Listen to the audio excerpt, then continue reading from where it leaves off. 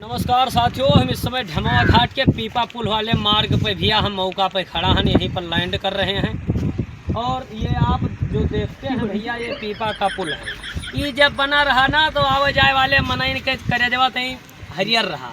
अब आज ये खुलत है। एक समय वो रही कि वही यही पर की गाड़ी जात रही, एक समय यह है कि पुल खुल कर लग रहा है टाली। तो यह रोड से पीपा वाले पुल से जो ढमवा घाट मार्ग पे है, ये तरफ से आवे जाए वाले सभी जो यात्री लोग इस रास्ते से गुजरते हैं उनके तरफ से सरकार का बहुत बहुत शुभकामनाएं। ये लाग तो हम तो जाना कि करियर हरियर हो जाए, गाड़ी खूब चले, लेकिन ये महान चले ना हो, या महान चले ना हो। हाँ, तो ये बहुत खुल रहा है, बहुत अच्छा है। सरकार बहुत अच्छा काम कर रही है। देखिए जो पैसा पास हुआ वो भी बहुत अच्छा काम किया गया। अब ये खुल रहा है सरकार के आदेश पर। तो आने जाने वाले यात्रियों को तो जनता मरती है तो मरने दो, बाकी और रास्ते की तरफ से जाने दो। बाकी भैया नमस्कार।